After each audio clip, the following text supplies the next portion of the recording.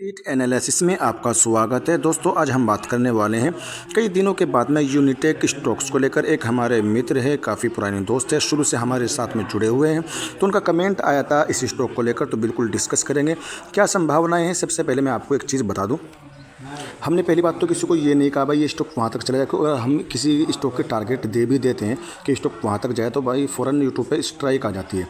तो पहली गलती तो हम ये नहीं करें, किसी को हम ये नहीं कह सकते भाई इसके टारगेट भी रह सकते, सिर्फ अपनी संभावना शेयर करेंगे। सपोर्ट और रेजिस्टेंस के बीच में हम बात करेंगे, बाकी हम कितना ऊपर जाएगा कितना नीचे आएगा भाई हाँ यहाँ तक जाएगा वहाँ तक जाएगा, हम उस चीज़ को बिल्कुल डिस्कस नहीं करेंगे। सिर्फ सपोर्ट और रेजिस्टेंस के बीच में हम बात करने वाले हैं इस स्टॉक को लेकर। दोस्तों क्या संभावना है, बाकी इसके अंदर की परफॉर्मेंस कैसी नज़र आ रही है, कि जिस हिसाब से इस स्टॉक में इसकी परफॉर्मेंस नज़र आएगी उसी हिसाब से स्टॉक आपको आगे बढ़ता हुआ या नीचे गिरता हुआ नजर आएगा दोस्तों। ठीक है, हाई चार्ट देख लीजिए किस तरीके से स्टॉक का हाई देखने को मिला है, और स्टॉक ने अच्छा खासा हाई भी बनाया है। और हाई बनाने के बाद में स्टॉक में गिरावट हुई है। देखो मैं अगर दिखाने की कोशिश करूं, करीब करीब 20 रुपये के आसपास का हाई बनाया था इसने फरवरी 2024 में। तो हो सकता है अगर इसमें तेज़ी की बनने की जो संभावना है तो हो सकता है 2025 में थोड़ी बहुत तेज़ी देखने को मिले।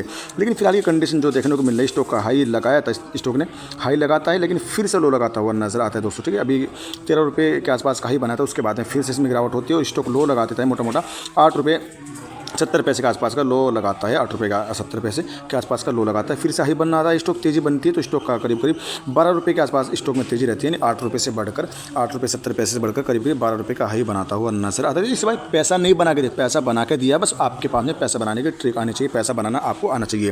तो इससे बात देखो ये यहाँ पर लगातार ऐसे करता हुआ यहाँ से आप ले लीजिए, यहाँ पर भी इसने लो लगाया करीब 8 रुपये के आसपास, 8 रुपये 70-80 पैसे के आसपास में यहाँ पर लो लगाया, हाई बनाया स्टॉक ने करीब करीब, फिर देख लीजिए वही 12 रुपये 30 पैसे के आसपास का स्टॉक ने हाई बनाया।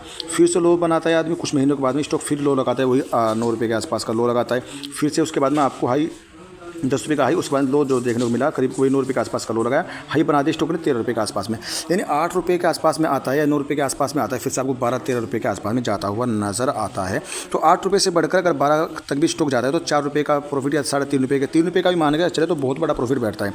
आप सही समय पर आप यहाँ पर खरीदते हैं तो यहाँ पर आपको सही से प्रॉफिट बुक कर लेनी चाहिए शॉर्ट टर्म वालों को दोस्तों। ठीक है, लेकिन दिक्कत क्या है, जिन लोगों ने इसको ऊपर के लेवल पर खरीद के फंसे हुए 20 रुपये पर 30 रुपये 20 रुपये के आसपास जिसने खरीदा है, दिक्कत उनके लिए यही है कि उनसे पैसा नहीं बनाया जा रहा दोस्तों। ठीक है, अब इसमें क्या शॉर्ट सेलिंग कर दीजिए, आप क्या नाम लेके स्विंग ट्रेड कर लीजिए। अगर स्टॉक में जैसे कि आपको मालूम है स्टॉक में गिरावट होती ही नजर आती है, स्टॉक में गिरावट मार्केट खुलता है, आपको लग रहा है कि स्टॉक में गिरावट होगी तो आप अपनी जो क्वांटिटी आपने जो 20 रुपये पर सेल बाइंग करके बैठे हुए तो आप उसको बेच सकते हैं, सेल कर सकते हैं।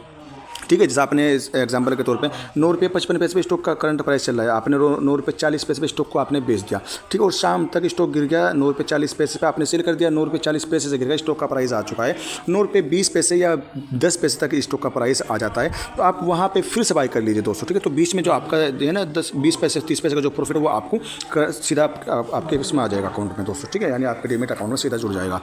तो उस तरीके से आप कर सकते हैं, थोड़ा सा दिमाग अगर आप लगाए, थोड़ा सा जहन दौड़ाए तो इस तरह आप पैसा इसमें बना सकते हो।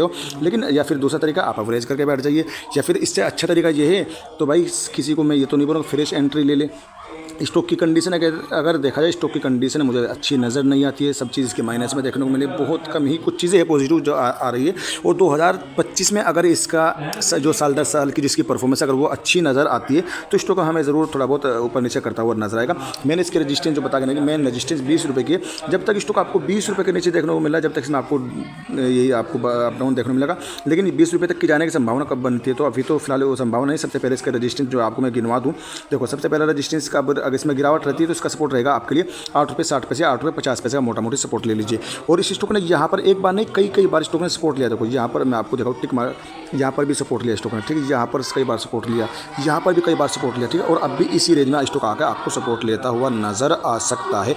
ये मेरी संभावना है, बाकी खुद की रिसर्च जरूर कर लीजिएगा, बाय और सेल करने की रिकमेंडेशन नहीं है, एक अपडेटेड वीडियो नॉलेज के लिए दोस्तों। ठीक है, सबसे मैंने आपको क्लियर कर दिया। अब स्टॉक में 9 रुपये 55 पैसे स्टॉक आ रहा है तो हो सकता है इसी रेंज तक आपको आता हुआ नजर आएगा। यहाँ से फिर तेजी बनती है तो स्टॉक आपको जाहिर सी बात है रजिस्टेंस रहने वाली, इसके पहले रजिस्टेंस रहेगा 10 रुपये 90 पैसे का, दूसरा रजिस्टेंस रहेगा 12 रुपये का, इसका दूसरा रजिस्टेंस रहेगा। तीसरे रजिस्टेंस की अगर बात करें, तीसरा रजिस्टेंस इसका रहेगा 13 रुपये 25 पैसे का, इसका तीसरा रजिस्टेंस रहेगा 13 रुपये 25 पैसे से 13 रुपये 70 पैसे तक का जो इसका आखिरी रजिस्टेंस, चौथा रजिस्टेंस 13 रुपये 70 पैसे 75 पैसे का चौथा रजिस्टेंस है। 13 रुपये 75 पैसे पर अगर स्टॉक सस्टेन हो जाता है, ऊपर जाता है, तो फिर इसका नेक्स्ट जो टारगेट निकल के आता है वो करीब करीब आपको इस रेंज तक 15 रुपये तक की जाने की संभावना बनती है। और फिर इसका रजिस्टेंस बनता है आखिरी वाला 17 रुपये 60 पैसे का, इसका एक रजिस्टेंस बनता है। उसके बाद में ऊपर की तरफ जाने की संभावना संभावना बनती है, लेकिन वहाँ तक जाने के इसको बहुत कुछ करना पड़ेगा। बस आप इसी रेंज में स्टॉक फिलहाल की कंडीशन ये है। एक तरीके से मैं आपको दिखा दूँ, स्टॉक अभी ना तो आपको ज़्यादा गिरावट में देखने को मिला, ना ज़्यादा हाई पे देखने को मिल रहा है। एक तरीके से स्टॉक आपको इसी जोन में एक तरीके से कंसोलिडेट करता हुआ नजर आ रहा है, अप डाउन करता हुआ नजर आ रहा है दोस्तों, ठीक है। इसी रेंज में स्टॉक आपको जो है अप डाउन करता हुआ नजर आ रहा है। यानी एक तरीके से कॉन्सोलिडेट जोन में स्टॉक पड़ा हुआ है। और इस बीच में अच्छी बात क्या है, इस बीच में आपको रिटर्न निकाल के दे रहा है, ठीक है। आप 8 रुपये 9 रुपये पर अगर आते हैं, वहाँ पर अगर आप बाई करते तो जाहिर सी बात 12 रुपये के आसपास आप भी जाकर प्रॉफिट बुक कर लीजिए। जिस तरह सब करते तो आप भी उस तरीके से कर सकते हैं। बाकी स्टॉक की परफॉर्मेंस मैं आपको दिखाऊँ तो अच्छी नजर नहीं आती, फिर भी मैं आपको दिखा देता हूँ दोस्तों। वीडियो लंबी हो जाएगी थोड़ा सा, उसके लिए माफी चाहूँगा। चलते हैं दोस्तों। अगर मैं इसका हाई और लो की बात करूँ, 9 रुपये 51 पैसे का इसका लो था और 10 रुपये 9 पैसे का हाई बनाया दोस्तों। करीब करीब 50 से 60 पैसे का अप डाउन स्टॉक कर देता है।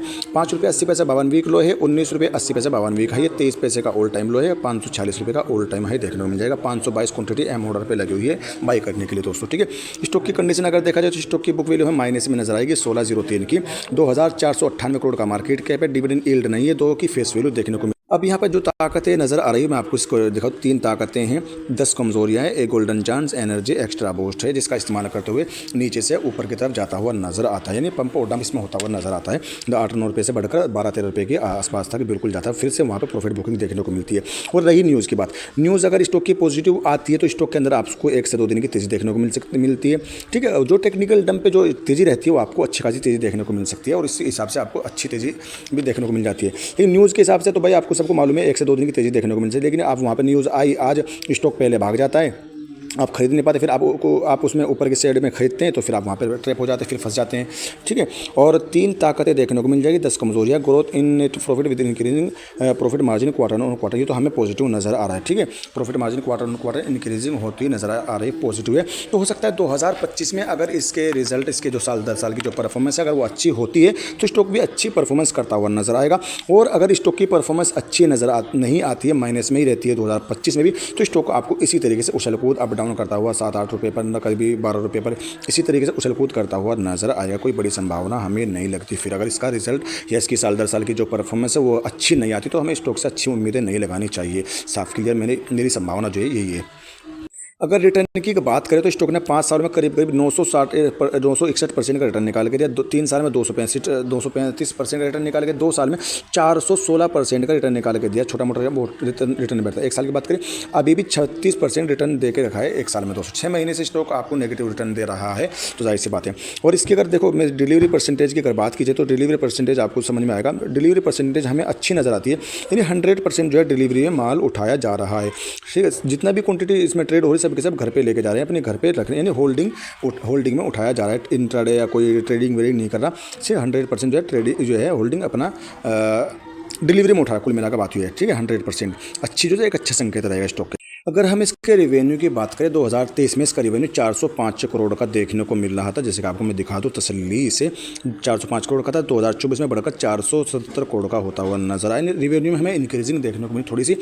नेट प्रॉफिट की अगर बात करें, नेट प्रॉफिट हमें माइनस में जाता हुआ नजर आया 3807 का।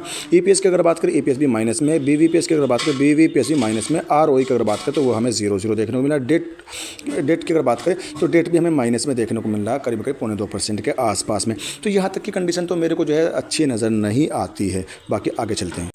देखो इसमें प्रमोटर की होल्डिंग थोड़ी सी प्रमोटर की होल्डिंग है, लेकिन उसमें से भी प्रमोटर ने अपनी होल्डिंग को कुछ थोड़ा सा अपने होल्डिंग को करीब 3%, 4% के आसपास में गिरवी करके रहे, प्रीज करके रखे अपने शेयर। प्रमोटर की होल्डिंग 5% से ज़्यादा की है। एफआईज की होल्डिंग में हमें इंक्रीजिंग देखने को मिली है।